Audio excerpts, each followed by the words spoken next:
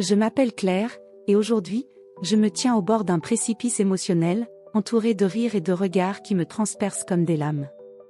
Le mariage de mon fils Julien, l'amour de ma vie, aurait dû être un moment de joie pure, une célébration où, pour une fois, je pourrais oublier les blessures du passé. Mais ici, dans cette salle de réception somptueuse, au milieu des lustres en cristal et des robes de soie, je me sens comme une intruse. Les murmures des invités, leurs coups d'œil furtifs, me rappellent que je ne fais pas partie de leur monde. Je suis la mère du marié, une femme simple, vêtue d'une robe modeste que j'ai choisie avec soin, mais qui semble crier ma différence dans cet univers de luxe. Julien, mon fils de 30 ans, est rayonnant aujourd'hui. Ses yeux brillent lorsqu'il regarde Élodie, sa fiancée, une jeune femme à la beauté éclatante, mais dont l'arrogance me glace le sang. Élodie vient d'une famille aisée, les Dubois, des bourgeois parisiens qui possèdent une entreprise prospère ou du moins, c'est ce qu'ils veulent faire croire. Monsieur et Madame Dubois, les parents d'Élodie, se tiennent près d'elle, distribuant des sourires polis mais distants. Ils ne m'ont jamais vraiment accepté, et je le ressens dans chaque regard qu'ils me lancent. Pourtant, je ne suis pas ici pour eux. Je suis ici pour Julien, mon trésor, celui pour qui j'ai tout sacrifié. Mon passé est une ombre que je porte en silence. Un mariage brisé, des années de lutte pour élever Julien seul, des nuits blanches à travailler pour joindre les deux bouts. Mais il y a autre chose, un secret que je garde enfoui au plus profond de moi, un secret qui pourrait changer la façon dont tout le monde me voit. Ce secret, c'est ma fortune. Une fortune colossale, héritée d'un oncle éloigné, que j'ai utilisée pour bâtir un empire financier sous un pseudonyme. Personne ne le sait, pas même Julien.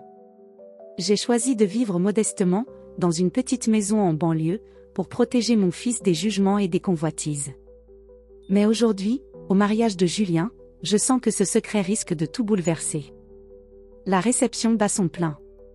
Les invités dansent, les coupes de champagne s'entrechoquent, et les rires résonnent dans la salle. Je me tiens à l'écart, près d'une grande fenêtre qui donne sur les jardins illuminés. Je regarde Julien et Élodie, main dans la main, au centre de la piste. Ils sont magnifiques, mais une douleur sourde me serre le cœur. Élodie m'a toujours traité avec une froideur à peine dissimulée, et je sais qu'elle me considère comme une gêne, une tache sur son tableau parfait. Soudain, Élodie s'approche de moi, un sourire crispé aux lèvres. Elle me prend par le bras, un geste qui semble amical mais qui me fait frissonner. « Viens, Claire, je veux te présenter à mes parents officiellement, » dit-elle d'une voix mielleuse. Je la suis, le cœur battant, sentant les regards des invités se poser sur moi. Nous nous arrêtons devant Monsieur et Madame Dubois, qui sirotent leur champagne avec une élégance étudiée. Élodie se tourne vers eux, puis vers l'assemblée, et déclare d'une voix claire, teintée d'une malice à peine voilée, « Voici Claire, la mère de Julien. La honte de notre famille avec laquelle nous sommes contraints de coexister. » Un silence glacial s'abat sur le petit groupe, suivi d'un éclat de rire général. Les invités, pensant qu'il s'agit d'une plaisanterie, rient de bon cœur. Mais moi, je me fige. Les mots d'Élodie me frappent comme une gifle, et une vague d'humiliation me submerge. Mes joues s'embrasent, et je sens mes jambes trembler. J'ai envie de m'enfuir, de disparaître, mais je reste clouée sur place. Pour Julien. J'y force un sourire, tentant de masquer la douleur qui me déchire. « Oh, Élodie, toujours aussi drôle, » dis-je d'une voix que j'espère légère, mais qui tremble légèrement. Les rires s'estompent, mais les regards restent posés sur moi, curieux, moqueurs. Puis, quelque chose d'inattendu se produit. Monsieur Dubois, qui m'observait en silence, pose sa coupe de champagne avec un bruit sec. Son visage blêmit, et il me fixe avec une intensité qui me met mal à l'aise. N'êtes-vous pas ? Commence-t-il, sa voix rauque, avant de s'interrompre, comme s'il luttait pour respirer. Il tousse, s'étouffe presque, et reprend, « N'êtes-vous pas ce milliardaire secret qui a acheté mon entreprise ?» Un silence de mort s'abat sur l'assemblée. Les rires cessent, les regards se tournent vers moi, et je sens mon cœur s'arrêter. Comment sait-il ? Comment peut-il savoir ? Je n'ai jamais parlé de ma fortune à qui que ce soit, encore moins de mon implication dans l'acquisition de l'entreprise des Dubois. Je force un sourire, tentant de garder mon calme. Vous devez me confondre avec quelqu'un d'autre, Monsieur Dubois, dis-je, ma voix plus ferme que je ne l'aurais cru possible. Mais ses yeux ne me lâchent pas. Il y a quelque chose dans son regard, un mélange de choc, de peur, de reconnaissance. Élodie, perplexe, fronce les sourcils. Papa, de quoi parles-tu? Demande-t-elle, agacée. Julien, qui s'est approché, me regarde avec une confusion évidente. Maman, qu'est-ce qu'il raconte? Je hausse les épaules, feignant l'innocence. Je ne sais pas, Julien. Peut-être que Monsieur Dubois a bu un peu trop de champagne. Quelques rires nerveux fusent, mais l'atmosphère reste lourde. Je sens que ce moment marque un tournant, que les murs que j'ai soigneusement érigés autour de mon secret commencent à s'effriter. Pour comprendre comment j'en suis arrivée là, il faut remonter des années en arrière. Mon passé n'est pas celui d'une femme ordinaire, même si je me suis efforcée de le faire croire. À 20 ans, j'ai épousé un homme riche, Étienne, un homme charismatique mais cruel. Notre mariage a été un cauchemar. Il me manipulait, me rabaissait, et lorsque j'ai enfin trouvé le courage de le quitter, il m'a laissé sans rien, avec un nourrisson dans les bras. Julien n'avait que 2 ans. J'ai travaillé sans relâche, enchaînant les petits boulots, dormant à peine, pour lui offrir une vie décente. Mais je portais en moi une colère silencieuse, une détermination à prouver que je valais plus que ce qu'il pensait de moi. Puis, il y a 10 ans, tout a changé. Un notaire m'a contacté pour m'annoncer que mon oncle, un homme que je connaissais à peine, m'avait légué une fortune colossale. Des millions, investis dans des entreprises, des propriétés, des actions. J'étais abasourdie. Moi, Claire, la femme que tout le monde voyait comme une perdante, j'étais devenue milliardaire du jour au lendemain. Mais j'ai choisi de garder ce secret. Je ne voulais pas que Julien grandisse dans l'opulence, entouré de gens intéressés. Je ne voulais pas qu'il soit jugé pour ma richesse, comme j'avais été jugée pour ma pauvreté. Alors, j'ai créé une identité fictive, une entité nommée CL Investissement, et j'ai bâti un empire financier dans l'ombre. L'entreprise des Dubois, une société de textile en difficulté, faisait partie de mes acquisitions. Je l'ai rachetée il y a 2 ans, non pas par vengeance, mais parce que je voyais une opportunité de sauver des emplois tout en faisant fructifier mon capital. Les Dubois n'ont jamais su que c'était moi. Jusqu'à aujourd'hui, point de retour au mariage, l'incident avec Monsieur Dubois a jeté un froid. Élodie, furieuse, m'entraîne à l'écart. Qu'est-ce que c'était que ça, sifflotait-elle, ses yeux lançant des éclairs. Tu essaies de ruiner mon mariage avec tes histoires? Élodie, je n'ai rien fait, dis-je calmement, bien que mon cœur batte à tout rompre. Ton père a peut-être mal interprété quelque chose. Ne me prends pas pour une idiote, rétorque-t-elle. Mon père n'est pas fou. Si tu caches quelque chose, je le découvrirai. Julien nous rejoint, l'air inquiet. Maman, Élodie, arrêtez. C'est votre jour, on devrait tous être heureux. Mais je vois dans ses yeux une lueur de doute, une question qu'il n'ose pas poser. Mon propre fils commence à se demander si je lui ai menti. Les heures qui suivent sont un calvaire. Les invités murmurent, me lançant des regards curieux. Madame Dubois, toujours aussi hautaine, me toise comme si j'étais une énigme à résoudre. Je me sens comme un animal traqué, mais je refuse de craquer. J'ai survécu à pire que ça. Plus tard, alors que la soirée touche à sa fin, Monsieur Dubois m'approche à nouveau. Nous sommes seuls près du buffet, loin des oreilles indiscrètes. Claire, dit-il, sa voix tremblante. Je sais que c'est vous. CL Investissement. J'ai vu des documents, des signatures. Pourquoi ne l'avez-vous jamais dit? Je le regarde, mon cœur battant à tout rompre. Dois-je lui dire la vérité? Dois-je révéler qui je suis vraiment, au risque de tout changer? Ou dois-je continuer à jouer la femme modeste, celle que tout le monde sous-estime?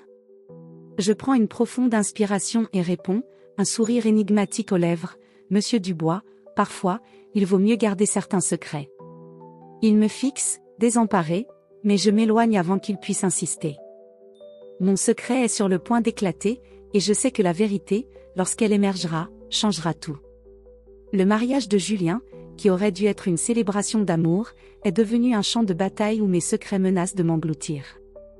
Après l'étrange confrontation avec Monsieur Dubois, je sens les regards des invités peser sur moi comme des chaînes. Élodie, la fiancée de mon fils, ne me lâche pas des yeux, son sourire crispé cachant une colère prête à exploser. Julien, lui, semble perdu, déchiré entre l'amour qu'il me porte et les accusations implicites d'Élodie. Mon cœur se serre à l'idée qu'il puisse douter de moi, de la mère qui a tout sacrifié pour elle. J'y retourne à ma place, près de la grande fenêtre donnant sur les jardins illuminés, cherchant un moment de répit. Mais mes pensées tourbillonnent. Monsieur Dubois sait. Ou du moins, il soupçonne. Comment a-t-il découvert que je suis derrière CL Investissement, l'entité qui a racheté son entreprise? Pendant des années, j'ai pris soin de rester dans l'ombre, de dissimuler ma fortune colossale pour protéger Julien. J'ai choisi une vie modeste, une petite maison en banlieue, des vêtements simples, pour que personne ne puisse deviner qui je suis vraiment. Mais ce soir, les murs que j'ai érigés commencent à s'effondrer. Je repense à mon passé, à ces moments qui m'ont façonné. Après mon divorce avec Étienne, cet homme cruel qui m'a laissé briser, j'ai dû me battre pour survivre. J'étais serveuse, femme de ménage, parfois les deux en même temps, dormant à peine pour subvenir aux besoins de Julien. Puis, il y a 10 ans, l'héritage inattendu de mon oncle a tout changé. Des millions, investis dans des entreprises, des propriétés, des actions. J'ai appris à naviguer dans le monde des affaires, à prendre des risques, à devenir une stratège. Sous le nom de CL Investissement, j'ai bâti un empire, rachetant des entreprises en difficulté, comme celle des Dubois, pour sauver des emplois tout en faisant fructifier mon capital. Mais je n'ai jamais voulu que Julien sache. Je voulais qu'il grandisse avec des valeurs, pas avec l'arrogance de la richesse. Ce soir, pourtant, mon passé me rattrape. Élodie s'approche à nouveau, ses talons claquant sur le parquet. Claire, dit-elle, sa voix tranchante comme une lame, je ne sais pas à quel jeu tu joues, mais je te préviens, si tu essaies de ruiner ce mariage, tu le regretteras. Je la regarde, tentant de garder mon calme. Élodie, je suis ici pour Julien, pas pour causer des problèmes. Elle ricane, ses yeux brillants d'une colère contenue. Tu crois que je vais avaler ça? Mon père n'est pas fou. Il sait quelque chose, et je vais découvrir quoi. Avant que je puisse répondre, Julien nous rejoint, l'air inquiet. Maman, Élodie, s'il vous plaît, arrêtez. C'est notre mariage. On devrait être ensemble, pas en train de se disputer. Mais dans ses yeux, je vois une lueur de doute. Il me regarde comme si j'étais une étrangère. Maman, est-ce qu'il y a quelque chose que tu ne me dis pas? Sa question me transperce. Pendant un instant, je suis tentée de tout lui dire, la fortune, les sacrifices, la vérité. Mais je me retiens. Pas ici, pas maintenant. Julien, je t'aime plus que tout, dis-je doucement. Tu le sais, n'est-ce pas? Il hoche la tête, mais son regard reste troublé. Élodie s'éloigne, furieuse, et je sens que la tempête est loin d'être terminée. Plus tard, alors que les invités dansent sous les lumières scintillantes, Monsieur Dubois m'aborde à nouveau. Nous sommes seuls près d'un couloir discret, loin des regards. Claire, murmure-t-il, sa voix tremblante. Je sais que c'est vous. CL Investissement. J'ai vu des documents, des signatures. Vous avez racheté mon entreprise il y a 2 ans. Pourquoi ne l'avez-vous jamais dit? Je sens mon pouce accélérer. Il est plus proche de la vérité que je ne le pensais. Monsieur Dubois, dis-je, ma voix ferme malgré la panique qui monte en moi, je ne sais pas de quoi vous parlez. Vous devez faire erreur. Mais il secoue la tête, désespéré. Ne me mentez pas. Mon entreprise était tout pour moi, et elle s'effondre. Vous pourriez nous aider. Je vous en supplie, si vous avez ce pouvoir, aidez-nous. Son désespoir me touche, mais je reste sur mes gardes. Les Dubois m'ont toujours méprisé, et je ne suis pas prête à révéler mon secret pour sauver leur orgueil. Je ne suis qu'une femme simple, Monsieur Dubois, dis-je, un sourire énigmatique aux lèvres. Vous devriez parler à vos conseillers financiers, pas à moi. Il me fixe, abasourdi, mais je m'éloigne avant qu'il puisse insister. Mon cœur bat à tout rompre. Je sais que je ne pourrai pas garder mon secret beaucoup plus longtemps. La soirée avance, et l'atmosphère devient de plus en plus tendue. Élodie, déterminée à me discréditer, a fouillé dans des documents qu'elle a trouvés je ne sais comment et elle semble prête à frapper. Pendant le dîner, alors que les discours des mariés approchent, elle se lève, un sourire triomphant aux lèvres. Mesdames et messieurs, commence-t-elle, sa voix claire résonnant dans la salle, je voudrais dire quelques mots sur la famille. Mon estomac se noue. Je sais ce qu'elle va faire. Elle va essayer de m'humilier, de révéler ce qu'elle croit savoir. Julien me lance un regard inquiet, mais je reste immobile, mon visage impassible. Élodie continue, nous avons tous nos petits secrets, n'est-ce pas? Mais certains sont plus intéressants que d'autres. Prenez Claire, par exemple. Une femme si modeste, si discrète. Pourtant, il semble qu'elle cache quelque chose. Les murmures s'élèvent dans la salle. Les invités se tournent vers moi, curieux, avides de scandale. Élodie brandit un dossier, un sourire narquois aux lèvres. J'ai trouvé des informations fascinantes sur une certaine CL Investissement. Une entreprise qui a racheté celle de mon père. Et devinez qui est derrière tout ça? Le silence est assourdissant. Je sens tous les regards sur moi, et pour la première fois, je réalise que je ne peux plus fuir. Si je la laisse parler, elle déformera la vérité, me peindra comme une manipulatrice.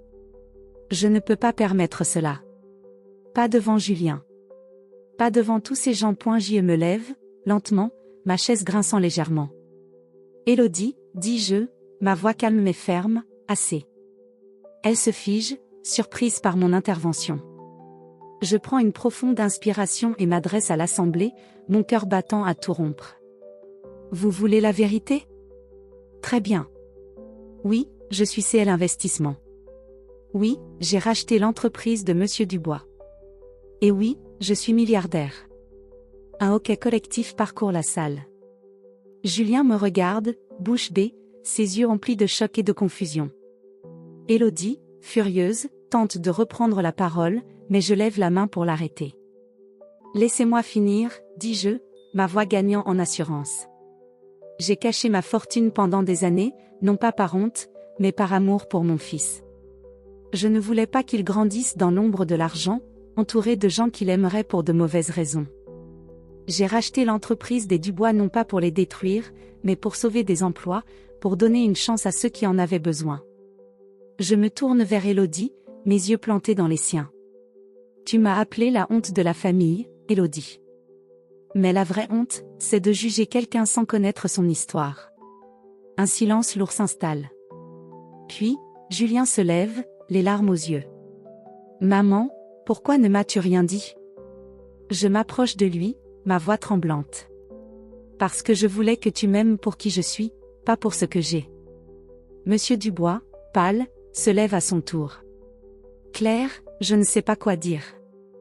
Je m'excuse. Pour tout. Les heures qui suivent sont un tourbillon d'émotions. Après mon discours, la salle est en ébullition, mais je me sens étrangement légère. Pour la première fois, je n'ai plus à porter le poids de mon secret. Julien me prend à part, et nous nous asseyons dans un coin tranquille des jardins. Maman, murmure-t-il, je ne comprends pas. Pourquoi tout ce secret? Pourquoi ne m'as-tu pas fait confiance? Je prends sa main, les larmes roulant sur mes joues. Julien, tout ce que j'ai fait, je l'ai fait pour toi. Je voulais que tu sois libre, que tu construises ta vie sans le fardeau de ma fortune. Mais je vois maintenant que j'ai eu tort de te cacher la vérité. Il me serre dans ses bras, et pour la première fois depuis longtemps, je sens que nous sommes à nouveau connectés. Je t'aime, maman, dit-il simplement. Ces mots sont tout ce dont j'ai besoin. Élodie, elle, est secouée. Mon discours l'a ébranlée, et bien qu'elle reste fière, je vois une lueur de regret dans ses yeux. Plus tard, elle s'approche, hésitante. Claire, je ne savais pas. Je suis désolée. Je hoche la tête, sans rancune. Laisse le passé derrière nous, Élodie. Construis quelque chose de beau avec Julien. C'est tout ce que je veux. Quant aux Dubois, je prends une décision. Je cède une partie de mes parts dans leur entreprise, leur offrant une chance de se relever financièrement. Mais je pose une condition, ils doivent changer, apprendre à respecter ceux qu'ils ont autrefois méprisés. Monsieur Dubois, reconnaissant, accepte avec humilité. En rentrant chez moi ce soir-là, je me sens différente. Libérée. Pendant des années, j'ai cru que ma fortune était une malédiction, un secret à cacher. Mais aujourd'hui, j'ai compris que la vraie richesse, c'est d'être fidèle à soi-même. J'ai traversé des trahisons, des humiliations, mais j'ai survécu.